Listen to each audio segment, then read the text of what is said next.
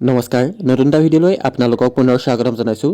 সমৰ্থ এডমিশ্যন পৰ্টেলত ৰেজিষ্ট্ৰেশ্যন কৰা প্ৰায়খিনি ছাত্ৰ ছাত্ৰীলৈ ডকুমেণ্ট ৰি-আপলোড কৰিবৰ বাবে মেছেজ আহিছে বা মেইল আহিছে আপোনালোকে এতিয়া কিদৰে ডকুমেণ্টসমূহ ৰি-আপলোড কৰিব পাৰিব বা কিদৰে কৰিব কিয় ৰি-আপলোড কৰিবলৈ কোৱা হৈছে আৰু কাৰ আহিছে সেই সকলো তথ্য দিবলৈ চেষ্টা কৰিম আজিৰ ভিডিঅ'ত পোনপ্ৰথমতে আপোনালোকে নোটিছখন চাই লওক ইতিমধ্যে ৰেজিষ্ট্ৰেশ্যন প্ৰক্ৰিয়া শেষ হৈছে প্ৰগ্ৰাম সিলেকশ্যনৰ প্ৰক্ৰিয়াও শেষ হৈছে এতিয়া আপোনালোকৰ ডকুমেণ্ট স্কেনিং হ'ব অৰ্থাৎ একাডেমিক স্কেনিং হ'ব আপোনালোকৰ এইখন হৈছে নোটিছখন যিখন মডিফাইড টাইম টেবুল 1 জুন তাৰিখে প্ৰকাশ পাইছিলে এইখনত আপোনালোকৰ মডিফাইড টাইম টেবুলখিনি দিয়া হৈছে কি তাৰিখে আপোনালোকৰ কি হ'ব 27 মে'ৰ পৰা 5 জুনৰ ভিতৰত আপোনালোকৰ এপ্লিকেশ্যন এণ্ড প্ৰগ্ৰাম সিলেকশ্যন প্ৰক্ৰিয়া আৰম্ভ চলি আছিল 5 জুনলৈকে আপোনালোকৰ প্ৰগ্ৰাম সিলেকশ্যন কৰিব পাৰিছিল 6 আৰু 7 জুনত আপোনালোকৰ কাৰেকশ্যন উইণ্ডো ওপেন কৰা হৈছিল তাৰ পাছতো এদিনৰ বাবে দুদিনৰ বাবে ওপেন কৰি দিয়া হৈছিল 8 জুনৰ পৰা 12 জুনৰ ভিতৰত একাডেমিক স্কেনিং বাই HEI আপোনালোকৰ দেখিছে 8 তাৰিখৰ পৰা 12 জুনৰ ভিতৰত অৰ্থাৎ আপোনালোকৰ 12 তাৰিখলৈকে একাডেমিক স্কেনিং হ'ব অৰ্থাৎ আপোনালোকে এপ্লাই কৰোঁতে যি ডকুমেণ্ট আপলোড কৰিছিলে বা এপ্লাই কৰোঁতে আপোনালোকে সকলো তথ্য ফিল আপ কৰিছে নে নাই কৰা কিবা ভুলকৈ ফিল আপ কৰিছে নেকি সেইসমূহ তথ্য HEI অৰ্থাৎ হায়াৰ এডুকেশ্যন ইনষ্টিটিউটে ভেৰিফাই কৰিব অৰ্থাৎ যদি আপোনালোকে ডকুমেণ্ট ভুলকৈ আপলোড কৰিছিলে য'ত আপোনাৰ ID প্ৰুফ দিব লাগে তাত আপোনালোকে ফটো আপলোড কৰিছে বা আপোনালোকৰ ধৰক কথা এটা কৈছোঁ আপোনালোকে যিসকলে ইনকম চাৰ্টিফিকেট আপলোড কৰিব লাগে তেওঁলোকে ইনকম চাৰ্টিফিকেট ৰিচিপ্টটো আপলোড কৰিছে তেনেকুৱা হ'লে নহ'ব শুদ্ধ ডকুমেণ্ট আপলোড কৰিব লাগিব আৰু কিছুমানৰ কি হৈছে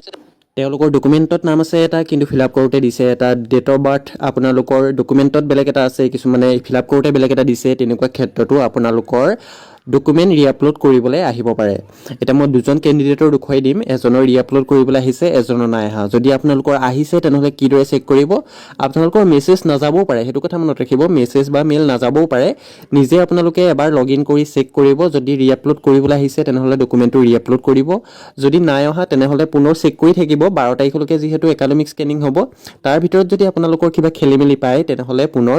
ৰি-আপলোড কৰিবলৈ দিবও পাৰে এটা পোনপ্ৰথমতে আপোনালোকে যিটো অফিচিয়েল ৱেবছাইট সমৰ্থ এডমিশ্যন সেইটো আপোনালোকে ওপেন কৰি লওক তাত গৈ আপোনালোকে লগইন কৰক ডেছক্ৰিপশ্যনত ডাইৰেক্ট লিংকটো পাই যাব ডাইৰেক্ট সেই লিংকটোত ক্লিক কৰি আপোনালোকে লগইন কৰি ল'ব পাৰিব লগইন অপশ্যনটোত ক্লিক কৰিব লগইন অপশ্যনটোত ক্লিক কৰাৰ পাছত আপোনাৰ যিটো ৰেজিষ্ট্ৰেশ্যন নাম্বাৰ বা ৰেজিষ্টাৰ ইমেইল ID সেইটো ফিল আপ কৰিব পাছৱৰ্ড ফিল আপ কৰিব তাৰপাছত আপোনালোকে লগইন কৰি ল'ব সাৰ্ভাৰটো অলপ স্লো চলি আছে সেইবাবে আপোনালোকে ৱেইট কৰিব যদি আপোনালোকৰ পেজটো ৰিফ্ৰেছ কৰিবলৈ আহে ৰিফ্ৰেছ কৰি ল'ব যদি মোবাইলত কৰিছে তেনেহ'লে ডেস্কটপ মোডটো অন কৰি ল'ব লগইন কৰাৰ পাছতে এনেকুৱা ধৰণৰ ইণ্টাৰফেচটো আপোনালোকৰ ডেস্কবৰ্ডটো শ্ব' কৰিব দেখিছে অলৰেডি মই এইখিনি কথা কৈছে ছাবমিট এপ্লিকেশ্যন ইন প্ৰচেছত যদি আছে আপোনালোকে কি কৰিব লাগিব কি কথা সেইখিনিৰ ওপৰত ডিটেইলছত ভিডিঅ' বনাই দি ৰখা হৈছে ডেছক্ৰিপশ্যনত লিংক আছে আপোনালোকে চেক কৰিব পাৰে তাৰপাছত ডেস্কবৰ্ডটো এইদৰে শ্ব' কৰিব আপোনালোকৰ ছাইডত দেখিবলৈ পাব ৰেজিষ্ট্ৰেশ্যনত টিক মাৰ্ক আছে অৰ্থাৎ ৰেজিষ্ট্ৰেশ্যন কমপ্লিট হৈছে ফিল দ্য প্ৰফাইল ডিটেইলছত টিক মাৰ্ক আছে প্ৰফাইল ডিটেইলছ মোৰ কমপ্লিট হৈ গৈছে সিলেক্ট প্ৰগ্ৰামতো টিক মাৰ্ক আছে অৰ্থাৎ মই প্ৰগ্ৰাম সিলেক্ট কৰাৰ মোৰ হৈ গৈছে এতিয়া আপোনালোকৰ তাৰ তলতে আছে দেখিছে ডকুমেণ্ট ৰি-আপলোডিং দেখিছে আপোনালোকৰ একাডেমিক স্কেনিং দেখিছে আপোনালোকৰ 8 তাৰিখৰ পৰা 12 জুন 8 তাৰিখৰ পৰা 12 তাৰিখৰ ভিতৰত আপোনালোকৰ ডকুমেণ্ট ৰি-আপলোড কৰিবলৈ আহিব পাৰে সেইবাবে আপোনালোকে লগইন কৰি এবাৰ চেক কৰি থাকিব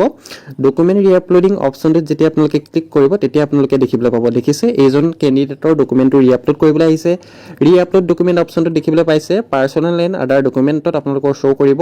ৰেজিষ্ট্ৰেশ্যন নাম্বাৰটোত শ্ব' কৰিব তাৰপিছত ডকুমেণ্ট নেমটো শ্ব' কৰিছে দেখিছে ID প্ৰুফ ডকুমেণ্ট আৰু আপলোড আছাম ডমিচিয়েল চাৰ্টিফিকেট অৰ্থাৎ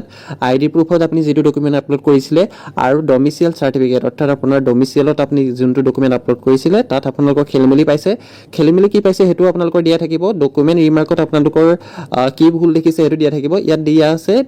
date of birth did not match অৰ্থাৎ আপোনাৰ ডকুমেণ্টত যিটো ডেট অফ বাৰ্থ আছে আৰু আপুনি অনলাইন কৰোঁতে যিটো ডেট অফ বাৰ্থ দিছে সেইটো মিল নাই বুলি কৈছে সেইবাবে আপোনালোকৰ এই দুইটা ডকুমেণ্ট ৰি-আপলোড কৰিবলৈ আহিছে আপোনালোকৰ এটাও আহিব পাৰে আপোনালোকে যদি ইনকমৰ ৰিচিপ্ট আপলোড কৰিছে ইনকম চাৰ্টিফিকেটখন আপলোড কৰিবলৈ আহিব পাৰে বা আপোনালোকৰ যদি ডকুমেণ্টখিনি বেয়া হৈ গৈছিলে বা কোৱালিটি বেয়াকৈ আপলোড কৰিছিলে বা আপোনালোকৰ জেৰক্স কপি বা তেনেকুৱা ধৰণৰ আন্ধাৰত যদি ফটো মাৰি তেনেকৈ যদি আপলোড কৰিছিলে বা ভিজিবিলিটি ভাল নহয় তেনেহ'লে তেনেহ'লে সেই ডকুমেণ্টখন পুনৰ ৰি-আপলোড কৰিবলৈ দিব পাৰে সেইবাবে মই আৰম্ভণিতে কৈছোঁ ডকুমেণ্টখিনি আপোনালোকে ভালদৰে ফটো মাৰিব মোবাইলত যদি কৰিছে ভালদৰে ফটো মাৰি ক্ৰপ কৰি পেলাই আপলোড কৰিব এতিয়া চাওক আপোনালোকে ৰি-আপলোড কিদৰে কৰিব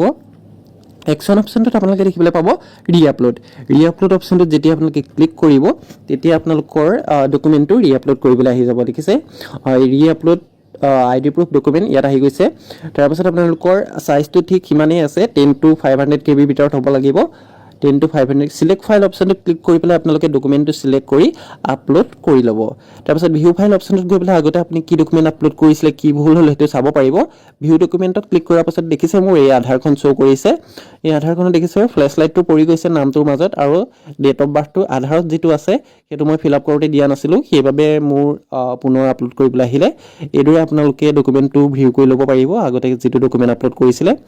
এইদৰে আপোনালোক সকলোৱে বহুতৰ মেইল বা মেছেজ নাযাব পাৰে সেইবাবে মই কৈছোঁ সকলোৱে এবাৰ চেক কৰি লওক আৰু আপোনালোকে 12 তাৰিখলৈকে পাৰিলে দিনটোত এবাৰ হ'লেও লগইন কৰি চেক কৰিব যদি ৰিআপলোড কৰিবলৈ আহি আছে তেনেহ'লে ৰিআপলোড আপোনালোকে কৰিবই লাগিব যদি নকৰে তেনেহ'লে অসুবিধা হ'ব কাৰণ আপোনালোকৰ প্ৰফাইলটো তেতিয়া ইনকমপ্লিট হৈ থাকিব যদি আপোনালোকে ৰিআপলোড নকৰে এটা গো টু বেক অপশ্যনটো ক্লিক কৰিব এইদৰে আপোনালোকে চেক কৰি ল'ব পাৰিব আপোনাৰ ডকুমেণ্ট আপলোড কৰিবলৈ ৰিআপলোড কৰিবলৈ আহিছে নে নাই অহা যদি নাই অহা তেতিয়া কিদৰে চেক কৰিব মই হেতু দেখুৱাই দিছোঁ মই বেলেগ এজন কেণ্ডিডেটৰ লগইন কৰি পুনৰ মই লগইন অপশ্যনটোত যাম মই এতিয়া বেলেগ এজনৰ দেখুৱাই দিছোঁ লগইন কৰি মই ইমেইল আইডি আৰু পাছৱৰ্ডটো ফিল আপ কৰিম তাৰপাছত কেপচাটো যিটো আছে সেইটো ফিল আপ কৰি ল'ম তাৰপৰা লগইন অপশ্যনটোত ক্লিক কৰিম দেখিছে লগইন অপশ্যনটো ক্লিক কৰাৰ পাছত ডেস্কবৰ্ডটো ক'তো শ্ব' কৰা নাই মানে ব্লেংক আহিছে গোটেইখিনি এইটো কিয় আহিছে মই কালিও কৈছোঁ ছাৰ্ভাৰ প্ৰব্লেমৰ বাবে এনেকুৱা শ্ব' কৰিব পাৰে আপোনালোকৰ ব্লেংক আপোনালোকে চিন্তা নকৰিব পুনৰ লগ আউট কৰিব লগইন কৰিব তেনেকৈ দুবাৰমান কৰাৰ পাছত আপোনালোকৰ শ্ব' কৰিব যদি শ্ব' নকৰে তেতিয়াও আপোনালোকে চেক কৰিব পাৰিব ৰিআপলোড কৰিবলৈ আহিছে নে নাই অহা মই পুনৰ লগইন কৰি লৈছোঁ পুনৰ লগইন কৰি লোৱাৰ পাছত মোৰ এইদৰে শ্ব' কৰিছে পুনৰ মোৰ পেজটো ব্লেংক আহিছে কিন্তু চিন্তা কৰিব নালাগে আপোনালোকে এতিয়াও চেক কৰিব পাৰিব ডকুমেণ্ট ৰিআপলোডিং অপশ্যনটো আপোনালোকৰ অপেন আছে দেখিছে তাত ক্লিক কৰিব তাত ক্লিক কৰাৰ পাছত যদি ৰিআপলোড কৰিবলৈ নাই অহা তেনেহ'লে আপোনালোকৰ এইদৰে শ্ব' কৰিব document reupload there is no' request for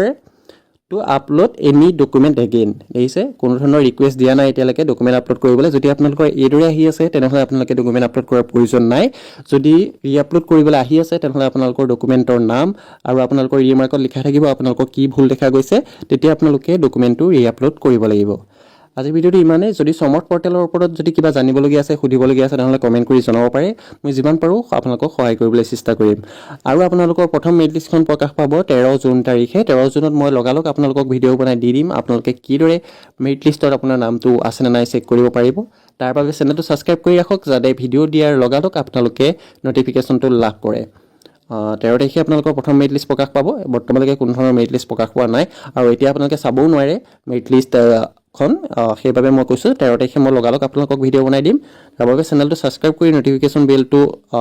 click কৰি থ'ব যাতে আপোনালোকে লগালগ নটিফিকেশ্যনটো লাভ কৰে 13 তাৰিখে যিহেতু 13 তাৰিখে মেৰিট লিষ্ট অহাৰ লগালগ আপোনালোকে 14 আৰু 15 তাৰিখত গৈ পেলাই এডমিশ্যন ল'বগৈ লাগিব